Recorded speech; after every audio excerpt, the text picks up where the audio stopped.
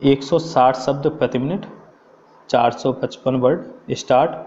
अध्यक्ष महोदय, मैं आपको एक महत्वपूर्ण बात बता रहा हूं। यह प्रश्न बहुत ही गंभीर है, जिसकी ओर अभी तक हमारा ध्यान नहीं गया। यह कितने दुख की बात है, हमारे देश में मूंगफली की आवक अक्टूबर माह से शुरू हो जाती है। किसान के यहाँ से फसल निकालकर नवंबर दिसंबर तक व्यापारियों के यहाँ पर पहुँच जाती है।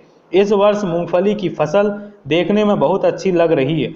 अभी तक देश के अखबारों में यह बात कही जाती रही है कि मध्य प्रदेश, गुजरात, आंध्र प्रदेश, तमिलनाडु और उत्तर प्रदेश में फसल बहुत अच्छी है। इसलिए यह संभावना व्यक्त की जा रही थी कि इसके भाव कुछ कम होना चाहिए, परंतु कुछ दिनों से सभी अखबारों में यह बात आने लगी है कि केवल गुजरात में 3.5 लाख टन मूंगफली की पैदावार कम हुई है। इसका दुष्परिणाम यह हुआ कि शुरू में ही व्यापारियों ने मूंगफली के दाम नीचे गिरा दिए और दाम गिरने का आधार कम पैदावार होने का बनाया जा रहा है, जिससे किसानों को केवल लागत मूल्य ही मिल पाएगा, जिसके आधार पर तेल के भाव बढ़ाने की स्वतंत्रता थोक व्यापारियों को मिल जाएगी। इसका पूरा लाभ जमाखोरों को मिल सकता है। इन्हीं परिस्थितियों को ध्यान में रखते हुए बाध्य होकर सरकार को राष्ट्रीयकरण या एकाधिकरण खरीदी करना पड़ती है। ऐसा नहीं है कि हम जबरदस्ती से राष्ट्रीयकरण करना चाहते हों, यह हमारी नीति में शामिल नहीं है, लेकिन जब स्वार्थी तत्व इस प्रकार की परिस्थिति निर्मित कर देते हैं तो उस समय सरकार को राष्ट्रीयकरण करना अनिवार्य हो जाता है।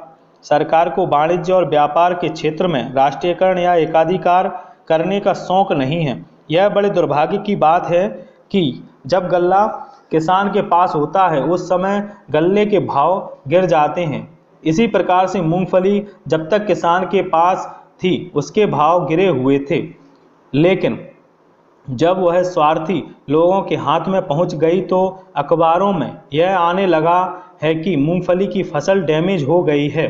इस प्रकार जनता को स्वार्थी तत्वों के हाथों से बचाने के लिए बेबस होकर सरकार को राष्ट्रीयकरण या एकाधिकार करना पड़ता है। अगर यह कदम नहीं उठाया जाएगा और विरोधियों के कहे अनुसार काम चलने दिया जाएगा तो मुनाफाखोर, जमाखोर, कालाबाजारी, चोरबाजारी, घूसखोर लोग देश की जनता को भूखा मार डालेंगे। इस प्रकार की सारी जिम्मेदारियां जब बाध्य कर देती हैं तो जनता के हित में सरकार को राष्ट्रीयकरण करना पड़ता है।